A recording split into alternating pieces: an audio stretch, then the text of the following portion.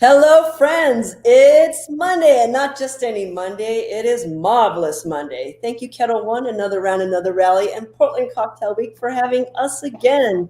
My name is Fanny Chu, and this is my marvelous co-host, Amy Ward. Hi, Fanny. Thank you so much.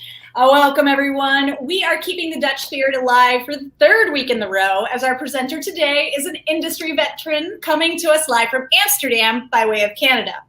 Talking to us today about environmental consciousness around ingredients, regional ideas, and your drinks. It is the boss babe extraordinaire, Lauren Mote. Now, I fell in love with this woman the moment she told me she wore her backpack in the airport to do squats before her flights in the before time, but that's a story for another day. Lauren is the Diageo Reserve and world-class global cocktailian, co-creator of Bittered Sling Bitters, member of the Tales of the Cocktail Culture and Education Committee, the first woman to win World Class Canada, co-creator of World Class Community Week, global ambassador for the Diageo World Class Program, and so much more.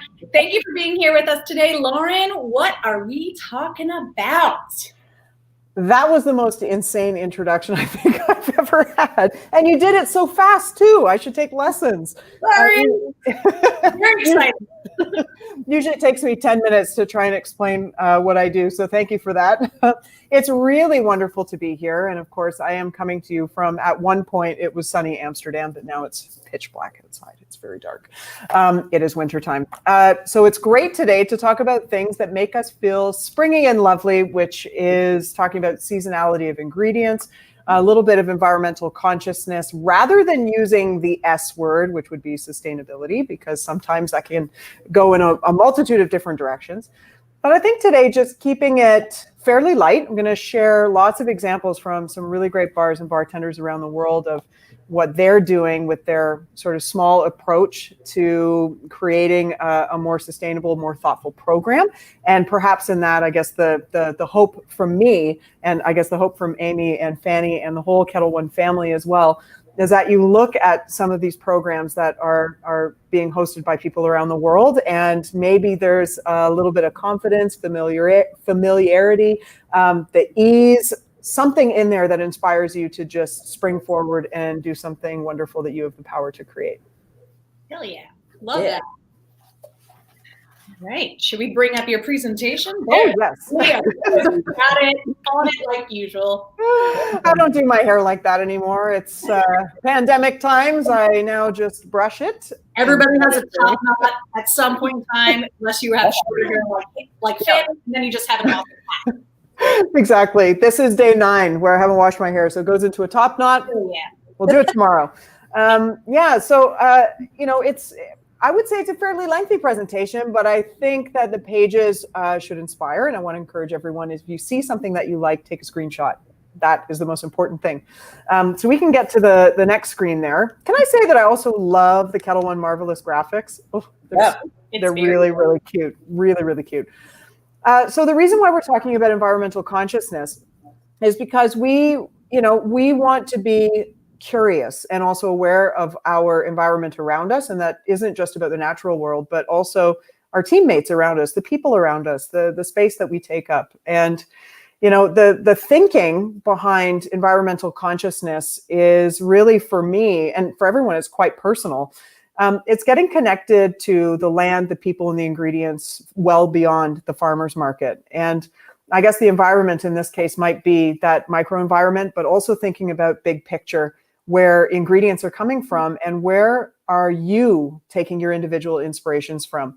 We always talk about one of the loveliest stories and common stories that we see in competitions is the story about your grandmother. Like your grandmother, gave you this beautiful dish when you were a kid, or the bonbon you got at Christmas, or, the little treat that you got when your parents weren't around and your grandmother gave it to you.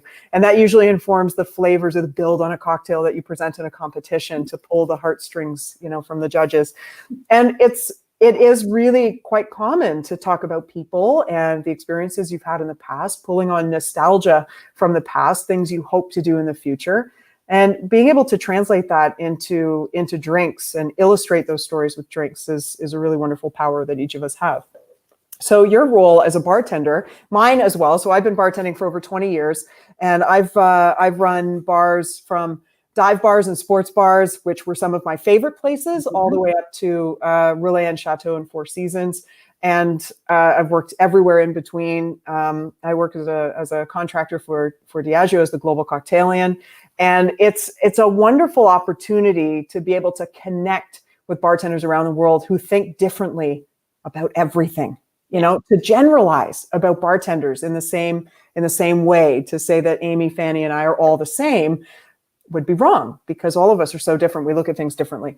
So bartenders have the opportunity to spread ideas worth sharing, and I have to give Ted a little nod for that, because it's brilliant. And person to person, creating that chain reaction through our guests, our teammates, suppliers, and friends, that's where we can really take those tiny opportunities and the small details, just biting off a tiny piece of something and scaling that up to make an extraordinary impact.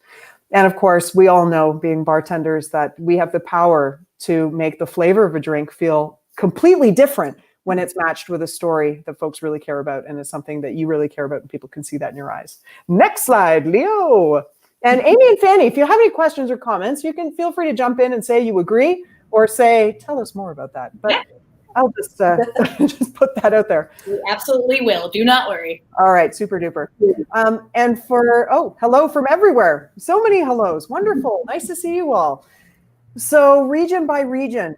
So as bartenders, we also wanted to make it a big part of our job to look beyond the bar for inspiration in nature. And again, I talk about nature and the people around us a lot, because our environment and where we hold space, our circle of influence, if you will, are the things that we should really be managing, rather than thinking, I have to do something that cleans the oceans. I have to do something that, stops trees from getting cut down in Brazil. Those are huge ideas. Right. And granted, we can do simple things here where we are in our circle of influence that can help impact something like that on a small scale. And then on a bigger scale, if we get more and more people involved in that, we have the power to do so much more. Of course, if you have an idea to clean up the ocean and stop rainforest destruction, then definitely please act on that idea, because we need you.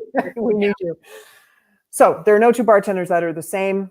Taking into consideration geographical location, imagination, and product access is also really important.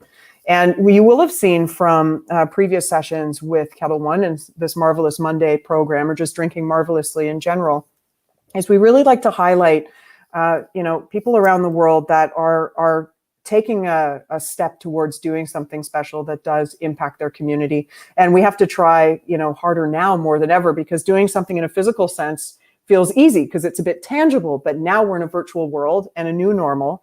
And around the world, we now have the opportunity to stop and reset and think about how we want to move forward. So I think it's actually a really good position to be in, if I'm honest. Yeah. I'm a short-term pessimist and a long-term optimist always. So, trying to do great things and thinking they're going to change overnight, not possible, but just keep at it and eventually you'll start to see things changing. Mm-hmm. So I bring up this idea of quality ingredients, free from pesticides and harmful fertilizers, because that's really important. We talk a lot about just going to farmers markets, your local market, and just only buying organic, only buying local, only buying, very specific taglines on ingredients. But the reality is not everybody in the world has access to the same things that we do. So I think it's trying to do what we think we can with the access that we have. And now more than ever, it's essential that we're working together, sharing our best practices in communities, what works together. Buying as a community in some places really works. Multiple bars and restaurants purchasing through the kitchen together and then sharing. Mm-hmm. That might even help with managing also inventory and purchasing, cases of bottles and splitting it between a couple of bars if you can. So we just need to work together to help drive great examples. And hopefully these principles do become part of standard practice as we carry on. Yeah, and it sounds like it's all just about making the smaller pieces together, which is what you were hinting at beforehand. I think it's the same way of anytime you set your sight on tackling a goal, and all of my stuff revolves around like wellness, like creating a wellness goal. People are like set out this big thing that they don't actually know how to get to because they haven't broken it down into the smaller pieces that make it more tangible and actually able to achieve. So we can think about that in all sorts of bartending situations too. So I love the smaller piece module. It makes me very happy. We say it all the time in Kettle One. It's the small nuggets of hope, when multiplied on top of each other, end up making a greater impact than trying to do one massive project and not really having control of the outcome. The other thing is I think it's really helpful for everyone to learn how to write a project proposal.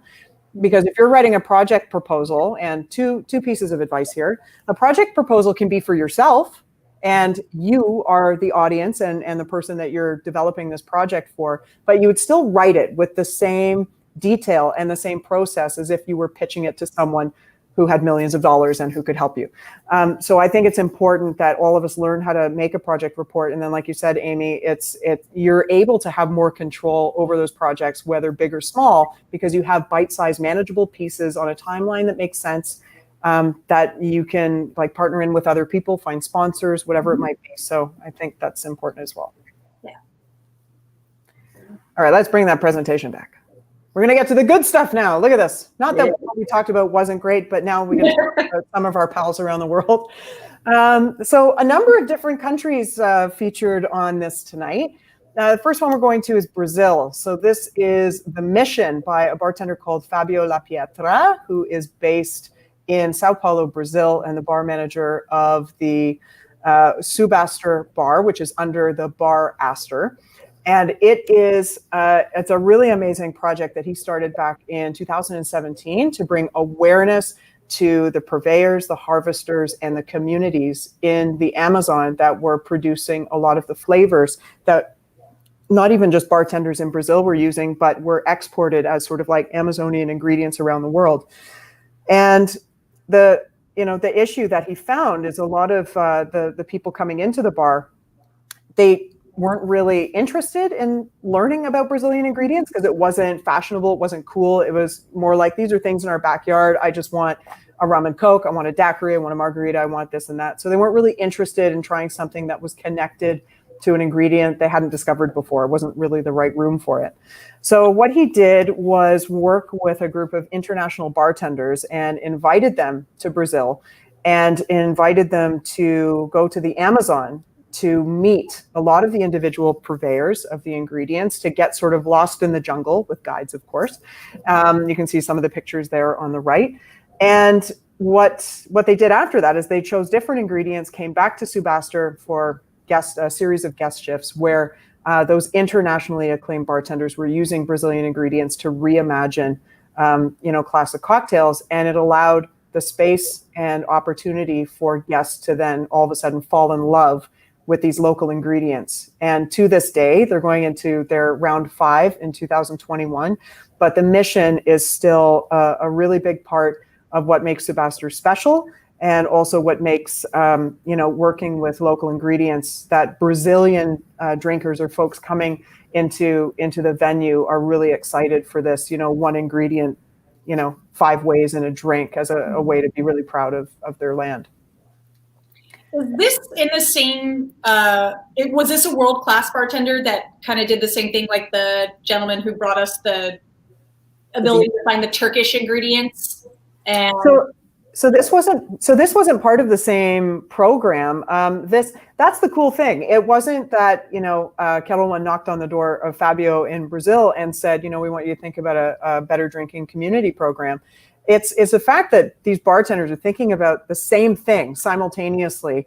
Kevin Padno Jr., who you're talking about, started his 5-kilometer, Werribee travels to find local ingredients for better drinking in Turkey, whereas on the other side of the planet, probably couldn't get farther away, in Sao Paulo, Brazil, Fabio is doing something similar in his backyard in the Amazon, which is really interesting.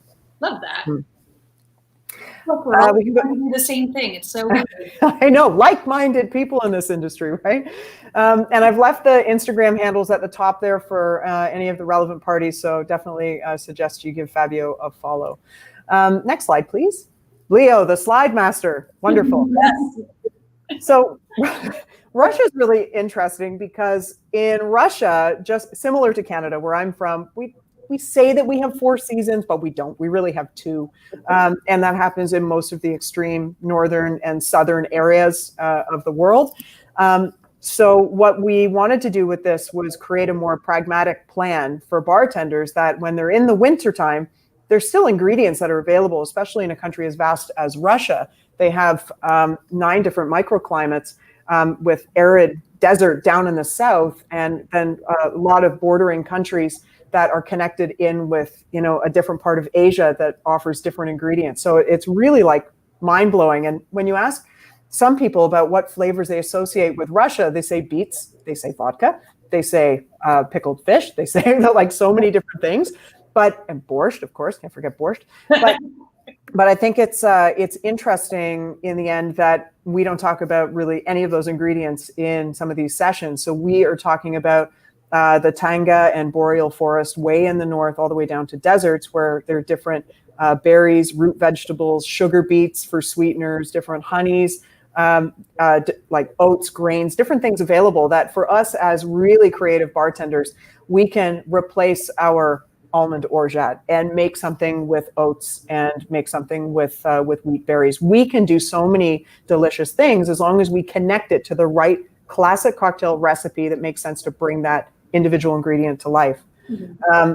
So on the next page, this is kind of cool. So I've got how to process the ingredients. So we've got the 7 ways, and this is another way that we encourage bartenders to tell us the stories of where they come from, because bartenders in Moscow and St. Petersburg, that's 2 cities that maybe people are familiar with, but the country, it's the biggest country on the planet. Mm-hmm. And there are so many different microclimates, different regions, and bartenders across the entire planet, across the entire country that are doing different things with locally sourced products. And being able to highlight that as the norm for them, rather than them freaking out because they can't get a certain vermouth that everyone else uses in London and New York. So I think this is like a great opportunity to make some of those ingredients in the style of the ingredients that you're missing, store-bought, but with the ingredients that grow in your climate. Next slide. This is how we bring it to life. Like this is brain on paper here. Mm-hmm. So for me, a lot of my background as this is a good screenshot one for anyone tuning in. For me as a bartender, I grew up as a cook and a sommelier first, even though I was still bartending, because bartending back in 1999 and 2000 didn't necessarily mean you made cocktails. So we focus on a lot of different things. I learned almost everything I know about flavor I've learned from chefs. My husband is also a chef. And so for me, I think about flavor differently. So when I look at an ingredient like, let's talk about fresh on the bottom right, when I look at fresh strawberries when they're in season, and I've done a whole seminar on my love-hate relationship with strawberries, which we might do one day. It's rather than just looking at it as, oh, it's a strawberry, so I'll just eat as many as I can until they're out of season. But there's other things you can do. You can make kombucha. You can make tepache with it because pineapple and strawberry are on the same flavor spectrum.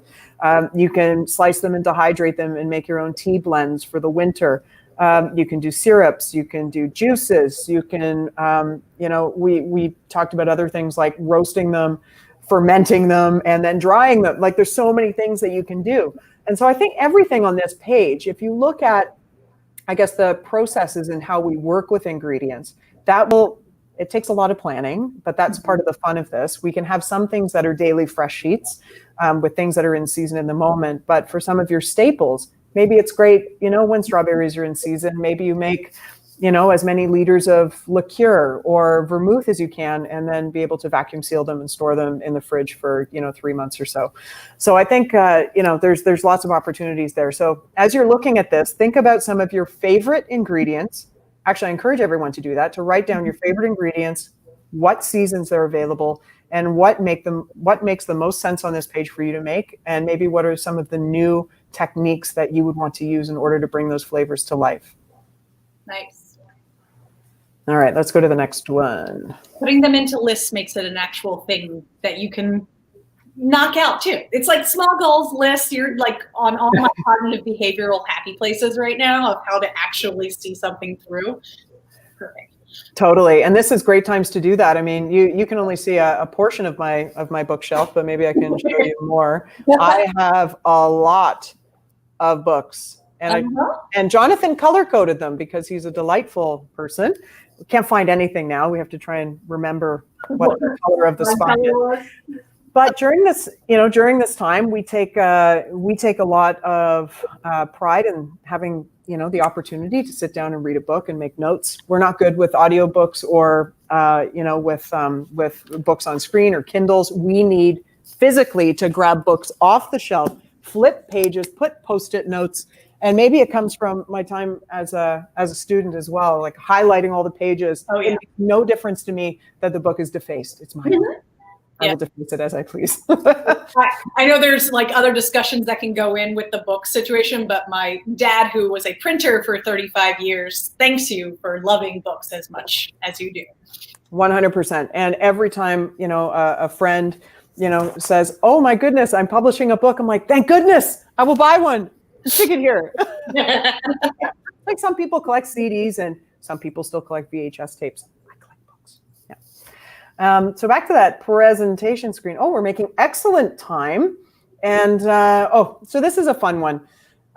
So when it comes to thinking about the environment and thinking about how you want to approach maybe the way you make drinks, you might consider establishing the identity of where you are as well. Now, the identity isn't necessarily what other people tell us it is. It could be related to your neighborhood. So in different neighborhoods, let's say in Toronto, where I was born and raised, if we wanted Indian food, we went to Little India, on Gerrard and, for anyone familiar with Toronto, Gerrard and Jarvis area or Broadview. And if you wanted Greek food, you went to the Greek area. If you wanted Italian food, you went to Little Italy. And most big cities have a section more than just, I guess, with Asian ingredients as an example. So, and Canada is always an interesting one.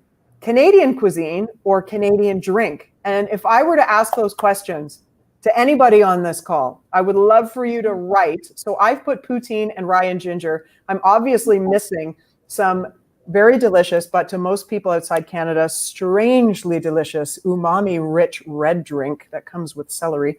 But there's more to Canada than that. In a rich landscape of 6 different climates, 10 provinces, 3 territories, we have an identity, and also the way Canada, I guess, embracing sort of immigration. Everybody, please come in and bring your cultural heritage with you. It tends to change the way we eat and drink. And so, as bartenders, chefs, sommeliers, people coming up in the industry, servers, barbacks, whomever, everyone has this understanding that food and beverage always goes together.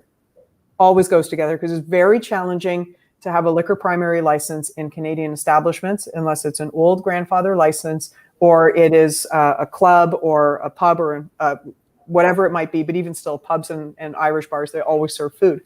So establishing that Canadian identity has been really important and has helped to inform how we procure ingredients, who we procure the ingredients from, and how we process them, which leads to a lot of food and beverage celebration occasions where the chef and bartender or front of house team end up ordering ingredients together and collaborate on menus. And that also, stops a lot of the waste from happening with ingredients in food. The chef feels like, they are part of the process in how you develop flavors. They give feedback on the flavor of a drink. You, as the bartending expert, know exactly how to make whatever that, recipe driven from a classic is with a multitude of new ingredients.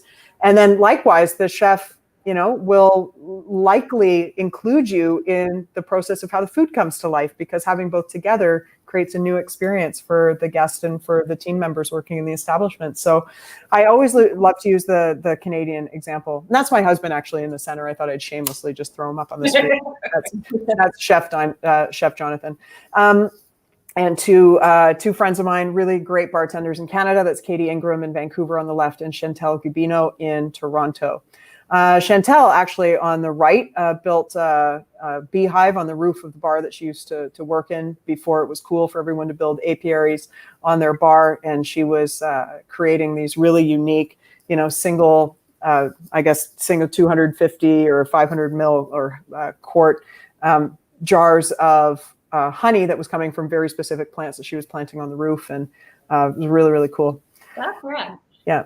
And then, hey, from Toronto. Yeah.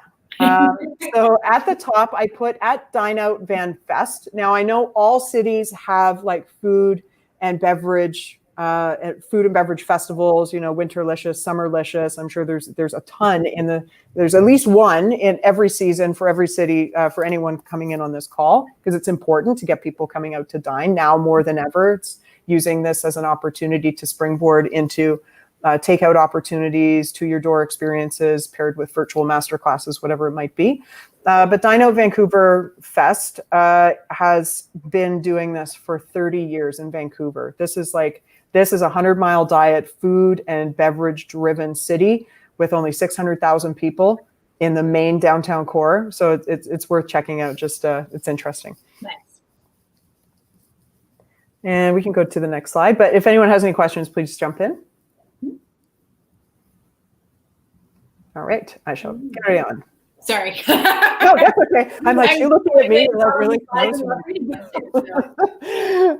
Okay, so Ireland, this is really fun. So the One Plant Project, this is by a bartender named Linda O'Flynn, who lives in Cork County down in the south.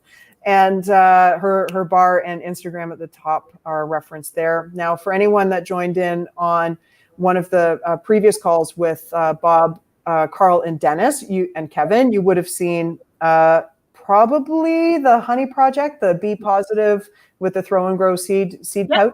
So that was Carl Dalton, and Carl Dalton won the year before Linda, World Class Ireland, but they work in the same bar. So this is an ethics and a way of thinking in that bar. Everybody in that bar thinks the same way, which is amazing.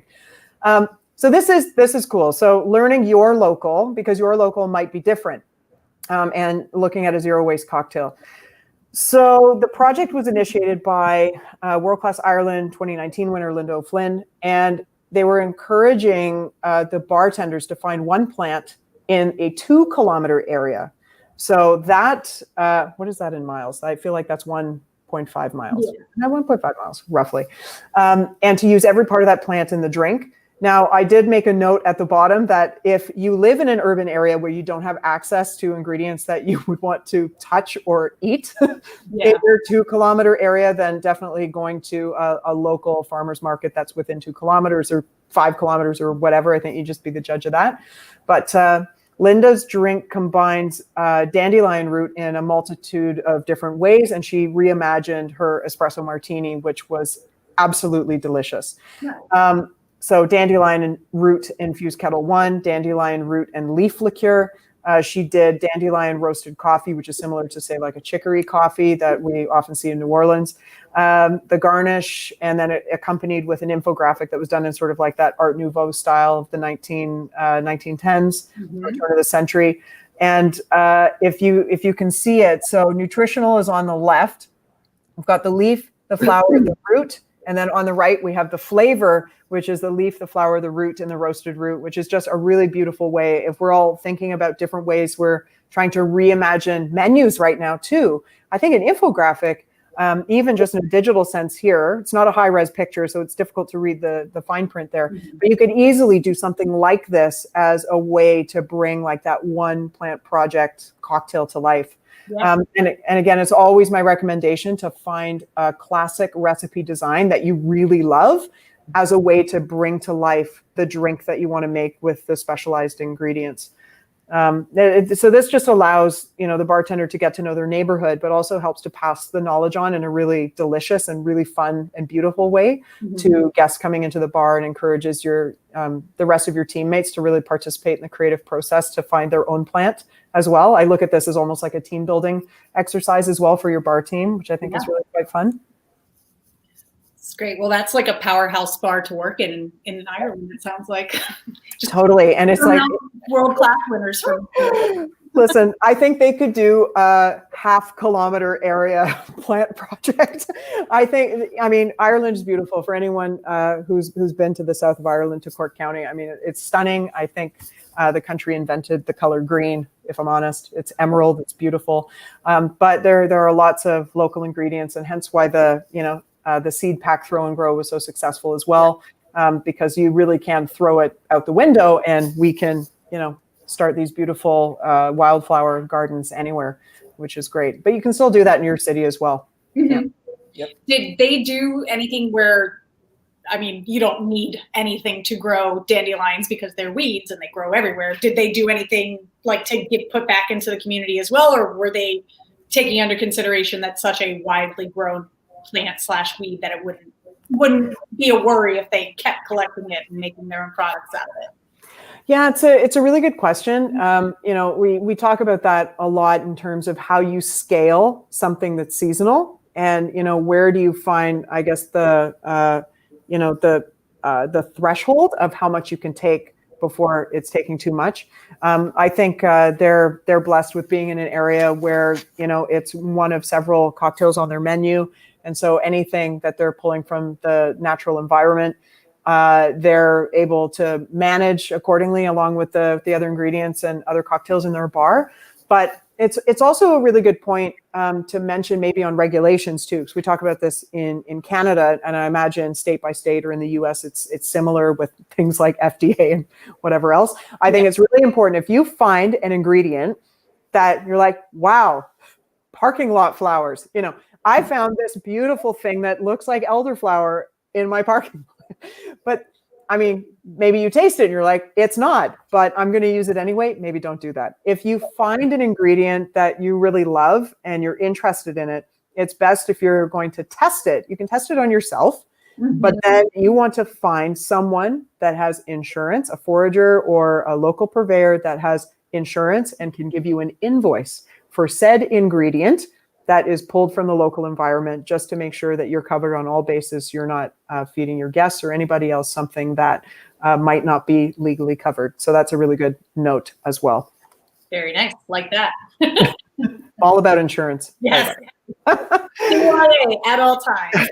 Yeah, exactly. Somebody's got to be held accountable when something goes wrong, and when something goes right, someone needs to be praised. Very important. So Great Britain, terroir tapas. So this is a bartender named James Fowler, and he is a former world-class winner as well. We've got a lot of great world-class winners scattered around the world, and you don't even have to win world-class. You could be just a genuinely, intensely amazing bartender with lots of talent, and you still get featured because it's important to share stories of great people, not because they win, but because they're amazing. So optimizing our time, and this is now covering human sustainability a bit as well as ingredients. So in the south of England, this is where James Fowler now owns his venue in a place called Bournemouth.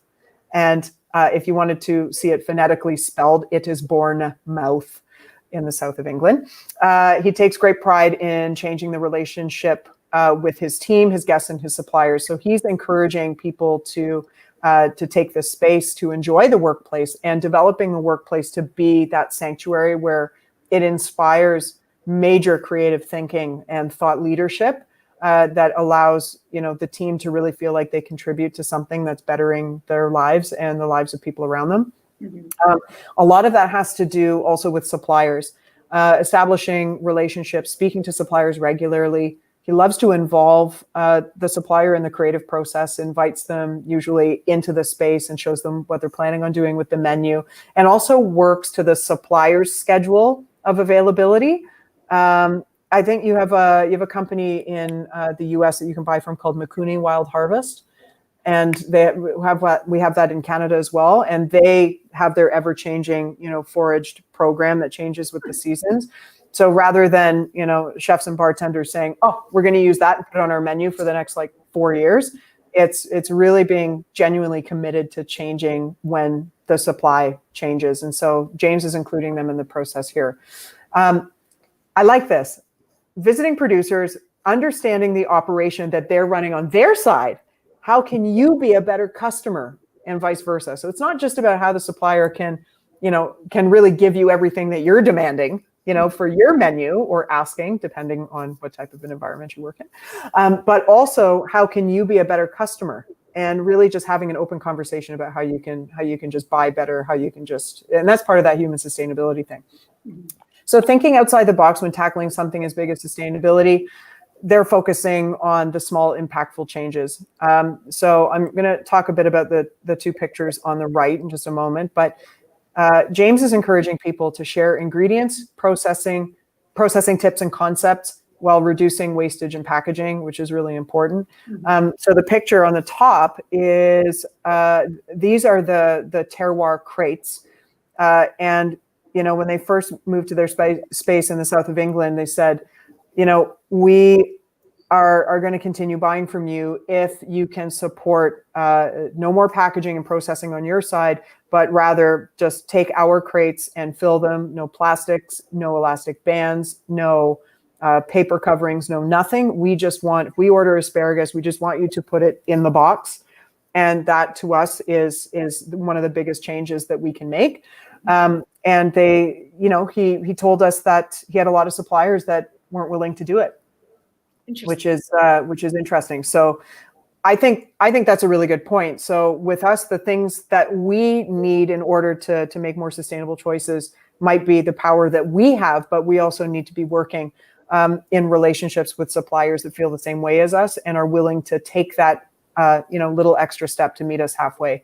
And then on the bottom, this is it's closed loop cocktails and closed loop cooking. So if you've got a tomato in the perfect season, you make a cocktail with it. You make garnish from the dehydrated pulp that's left over. We make a tartare with vegetables and tomatoes. So just ways of bringing it to life using local ingredients that they have access to, and just changing season to season. They are a 100% zero waste establishment.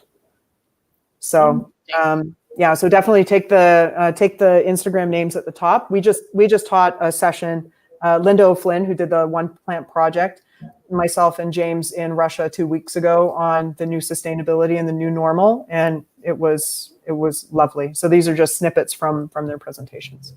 That's great. That's also super important because, as we are all trying to survive and switching over to go cocktails, to go packaging, and everything like that, we are setting ourselves up for another problem that we're going to have to tackle and figure out a more sustainable, ethical way to make that a long-term solution. Because right now it's survival mode, and I fully understand that. But what hopefully will be born out of this is some really cool ways in which we can find vehicles to deliver our food and drinks. And Bowie. Yeah, I was going to say Bowie's.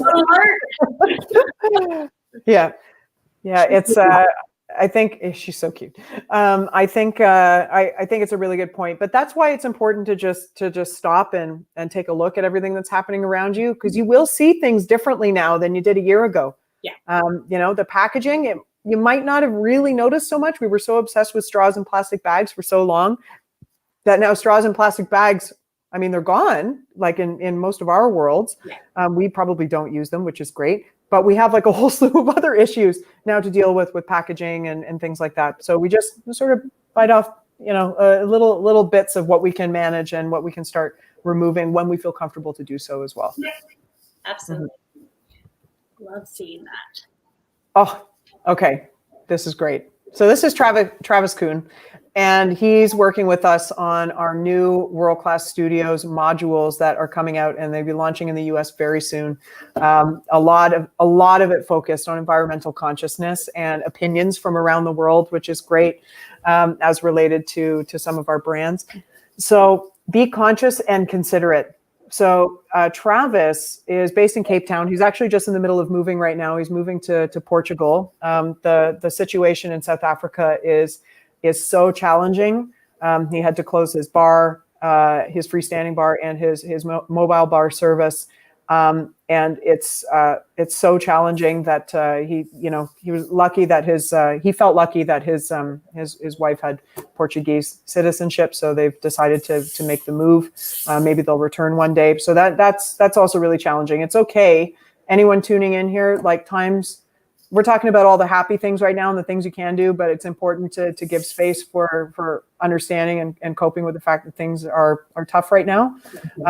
But I think, some of the things that Travis talks about, which makes him such an amazing person, is really just about paying that respect and credit back to local and indigenous communities that help to bring some of these ideas to life in the first place, that maybe younger generations maybe just have no idea. It's just become part of their zeitgeist of the drinks they make or the things they eat, the things they make.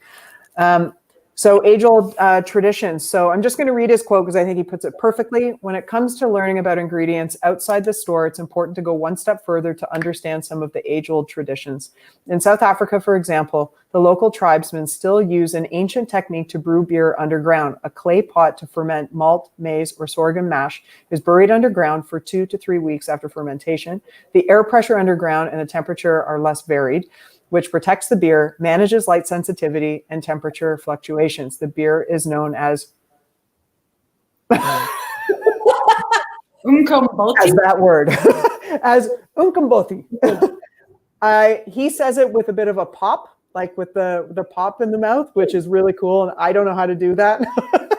But Travis is amazing. And so it's actually great to think about that in different regions of the world, we might just treat ingredients differently. And it's possible that if you can chat with or be connected with the elders in your community, or perhaps some of the indigenous ingredients and indigenous communities, and connecting with them on maybe the ways that certain things were made in the past, I think that opens up an incredible opportunity to help share cultural stories and appreciate some of these amazing things from our history and our past that we very rarely get to put into the spotlight.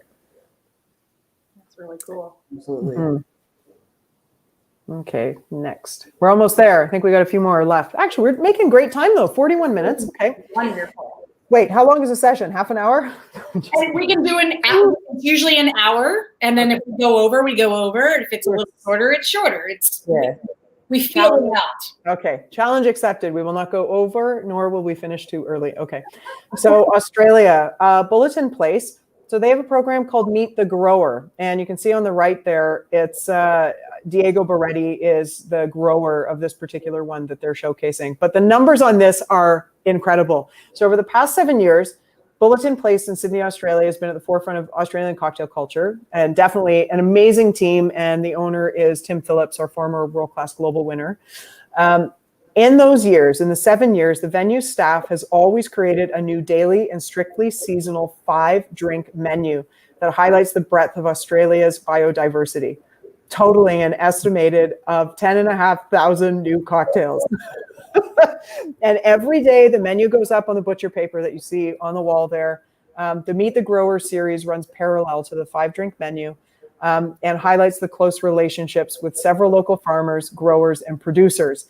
And it's amazing because, when you chat to Tim Phillips or to Nick Tassar, who's one of the owners of Marionette Liqueur, there's a number of different people in Australia that are so passionate about sharing the story of what native ingredients actually mean. If there's no money going back to the community where the native ingredients come from, calling them native ingredients is not correct. It is indigenous ingredients or community ingredients, celebration ingredients, whatever it might be. It's paying respect to, I guess, the person that is bringing it to you. So that's a forager or the purveyor. But how can we get the cash back to the communities to make sure that everyone is getting like that fair trade price for their product? So I love that. They've been running it for a long time. And, we make this conversation around Meeting the Grower series, and then about so many other things that they're doing, because they really are highlighting so many different areas of Australia that grow different things. And they're isolated on that island all by themselves. They have access to so many amazing things that I have never seen anywhere else. And I just think it's remarkable.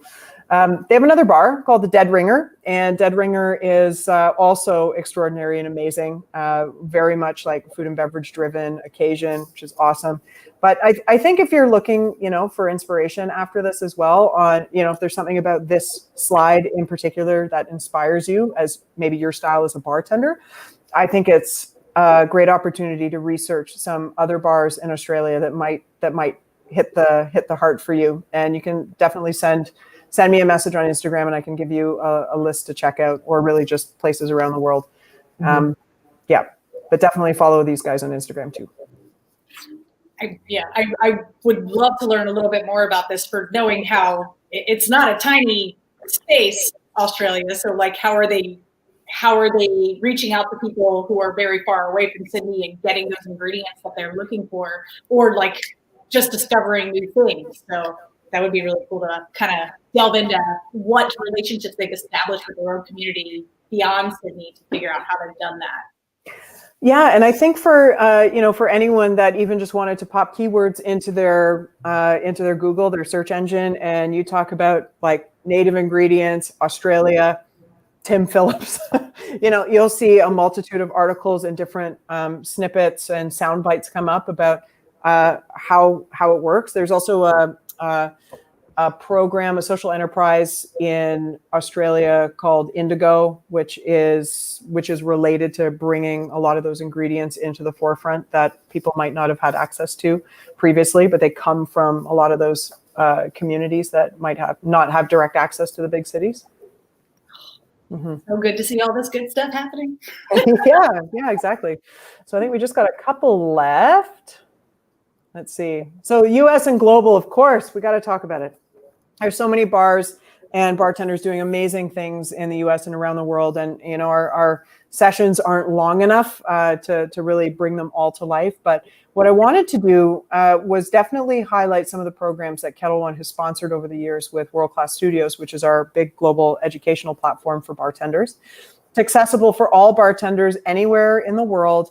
And, starting in 2017, we at Kettle One, we sponsored and built a program called the Resourceful Bartender, which was sort of the start of our journey down the path of being more environmentally aware, conscious of our choices, being more thoughtful behind the bar and outside the bar with our team members, suppliers, guests.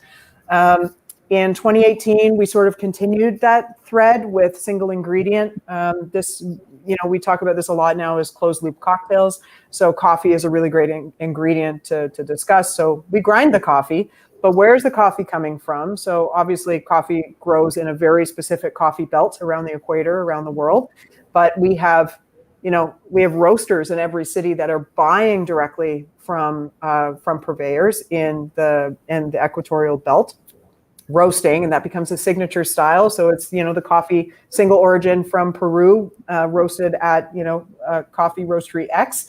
And then from there, it ends up coming to your bar. You grind it, you brew it, but what do you do with the grinds? Like we need to manage a supply chain from top to bottom on every ingredient that we're using. And I think that's quite cool. And actually Tin Roof in San Francisco with Claire and Chad, they've done a great job. And on their website, they have their carbon calculator for cocktails, which I think is also a really cool tool that people can use. And they've lovingly made that a free download. So maybe it's worth checking out on their website in the Tin Roof Drinks community. And then 2019, of course, we did Sweet Spot, which is talking about bees and about local environments and how flavors change, helping people to think differently about not just bees. We talk about bees a lot, but it's about how we cherish our community, and supporting something like a local apiary and honey actually supports local communities. But in other parts of the world, it might be that you have more access to date syrup than you do to honey. So I think it's just managing that accordingly, where we can just find alternatives to white sugar as the automatic pour for cocktails. And I guess on that, if you have questions or you want to learn about any of these programs that I've just put on the screen here, you can connect with your local Diageo brand ambassador, or you can visit at World Class US on Instagram and send a direct message if you're interested, and we'll definitely be able to get you that link. Oh, thanks for that, Leo the Magician. And we'll definitely be able to get that information accessible to you so you can do some learning on your own time. It's very cool. And what else do we have? Oh, should we make a drink? Yeah. Okay, I'm not standing up for this. That's the beauty of Zoom. I'm just gonna show you my downstairs bar. My downstairs bar. There we go. All right, so we can see that. That looks good. Yep. All right, cool. So this one is a really great recipe that you can use to make a number of different drinks. Obviously using Kettle One vodka. For our friends that are choosing not to imbibe, using Seedlip Grove is great, or you can omit the base completely and just use the shrub fermented beverage, the bitters and the carbonated water. No, you can just build this in a Collins glass, but I love shaking sitting down. It's like my new favorite thing. I'm just gonna shake sitting down anyway. So Kettle One, I'm gonna just pull that off my shelf there. So of course we've got our beautiful Kettle One on my signed bottle from a while ago that I keep refilling with Kettle One from before. All right, so 30 mils or 1 ounce of that. That's a really nice picture. I hope it turns out looking like that. I look a little different. That's back when we used to have pro photographers helping us out all the time. So the Tanga shrub, I am going to post the Tanga shrub or send it to Leo because he's magic. And I'm going to hopefully ask that he shares that in the chat. So the Tanga shrub is including ingredients that you most commonly find in the Northern Hemisphere. So this is based with apple vinegar, but you can use any vinegar you have access to. If you have a wheat vinegar, we just say no white vinegar because it's really, really sharp. But red wine vinegar, white wine vinegar, champagne, sherry vinegar, so whatever you have on hand. With honey. So in this case, I was using heather honey, which is quite crunchy and comes from the heather flowers that grow in the Northern Hemisphere, with ginger tea. So I just boiled, ginger that I just had in the freezer that I bought in the summertime, boil that a certain amount. And then I'm adding this fermented beverage as well. So the fermented beverage, you can use anything you want. For me, this is Turkish mulled fruit. For anyone that follows me on Instagram, I'm a fermentation crazy person. I have, Jonathan is in charge of making all the kombucha. So this one is made from a recipe that was pulled from an amazing Turkish cookbook called, Turkish Cuisine. I can show you. Hold on. This is a beautiful book. Beautiful book. So the Turkish cookbook, and in there have this great fermented recipe. This is something that is served in a lot of homes, and I thought it would be a nice opportunity to pop it into this. So it's quince based, quince and apple, and then it's fermented with yellow mustard seeds. And I use a tepache starter for everything because I think pineapple is just delicious. I just put a dash of bitters. You can use any bitters that you like. I'm using Suyu's Cherry Bitters by Bittered Sling, which is our company based in Canada. Okay, now we're gonna. Hi. I think it's better to shake when someone can see your face because it's really awkward. But it's like the awkward shake face. So, this as a really nice highball, I like to have, the fermented beverage in there is something, that you can make 3 weeks in advance. You can make it anytime you have fruit on hand that you want to work with. And I can, if anyone's interested in having some of those fermented recipes, because I have so many, and even just to make ginger bug or ginger beer for starters, just send me a note on Instagram. I'm happy to share it for you.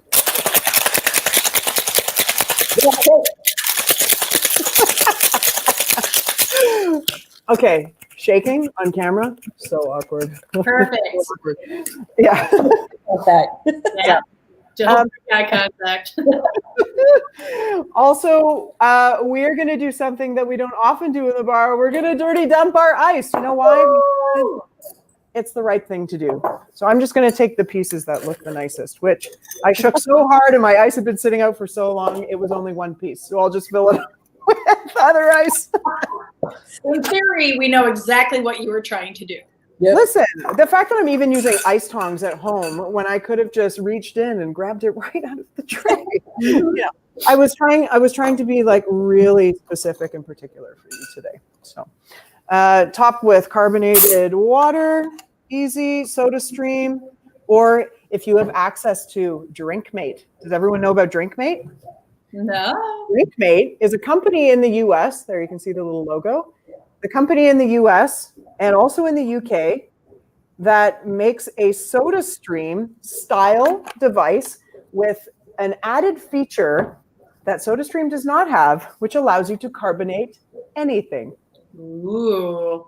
Yeah, so we do all kinds of interesting sodas, whatever you feel like, you can do it in the SodaStream. So let's go back here to my little drink.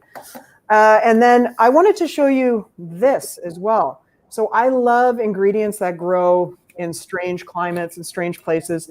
This is wild mountain tea. You can see how beautiful that is, like the little buds. The smell is somewhere between sage and spearmint, and it is incredibly earthy. And this comes from the hills in Greece and is often served as a tea to guests when they come over. So we'll just do a cute little thing on top, just like that. It gives this really nice aromatic flavor to it. You can make teas from it, then to hydrate them, use them as garnishes, but it's just really, really lovely. So that's the Tega highball. And again, Tega and boreal forest are in the same area in the Northern Hemisphere. So it kind of gives this wonderful opportunity to talk about sense of place. So I'm just going to have a taste. Looks lovely. So I will share the shrub recipe, and if you need anything else, just send me a note. So that is the highball. Nice. Wow, that sounds marvelous. Mm-hmm. I want all of your fermentation things. I'm going to support all of the people and places that you have shared with us. I'm very excited to do that. Yeah, it's anyone who sends me a note on Instagram, I promise that I will always return the message. So even if your question is something really simple, please send it over my way, or you can ask it on this call. That works too. So I guess the last thing to say right now is connecting with resources and bartenders. I think this is a really great opportunity to reach out to bartenders that really inspire you around the world. And it's never been a better opportunity to find a mentor. If anyone wants to find a mentor, you should reach out to them and tell them why, and then be prepared to put the work in to sort of deliver. People that have been in the industry for 20, 30 years also need mentorship. It's not something that only happens with young people in our industry. And I think it's important to help us each navigate through our own set of new normality characteristics right now, because with a new set of eyes on the situation, there might be some better advice to help get you through some of those tougher moments. And then when it comes to sort of wrapping up this session, collaborative spaces, so whether virtual or other, brainstorming, idea sharing, thought leadership in your world, it's just really important to keep that alive. You should maybe consider doing this in a more localized community, perhaps in your neighborhood or with your guests. Have we thought about reaching out to our guests in a WhatsApp group to keep everyone connected if they can't come to the bar? Focusing on neighborhoods more than like this giant region that we might not be able to manage. So I think that's also a good way to think about things. Mm-hmm. And thinking micro over macro, which we talked about, gaining control, creativity, momentum in your circle of influence. I talk about the same things over and over again, and just encouraging other people to do the same. Ideas worth spreading. And then reach out to any of us on the bottom there. Yes. All right. We've got a lot of handles on there. Everybody's checking it out right now and can see it later. Most important one being Lauren Mote, that you can go contact her. There's a very important message on the final slide. Wow. This is when people in the Kettle One team and the Nolette family start like crying and bawling their eyes out on the calls. It's like, it's true, you can make a difference. So we all feel that way. We're incredibly connected. Me especially, I'm incredibly connected to all of you, to bartenders in general, because I am you, and I think we can get through a lot of this together, but don't shy away from the challenge. And if we can help in some way, please do reach out. We'd love to help. That is perfect. Thank you so much, Lauren. It is always great to listen to you. And this was just fantastic content that I think a lot of people will be able to take away something very important from here. And with that, Thank you for having me. It was so nice to see you both. Yes, it was great to see you. Yep. Thank you. Bowie's gone. Bowie go. Yeah. Thank you for being such a big nugget of hope, Lauren, for all these incredible things that you've said this whole session. Thank you, everyone, for taking the time out for joining us today, and we hope we made your day a little more marvelous. Thank you, Lauren, Amy, Kettle One, Another Round, Another Rally, and Portland Cocktail Week. Want to see more marvelous Monday classes like this one? Follow Portland Cocktail Week on Facebook. We have new classes on weekdays and an archive of our past classes in the video tab here. For folks who aren't on Facebook, we are posting these videos on YouTube as well. We're also on Instagram, so you can find out what's up and coming next. So tune in next Monday because we are looking forward to crushing Sunday specials in the COVID world with Jose and Akinda. When the time is right, we will see y'all same time. Marvelous day.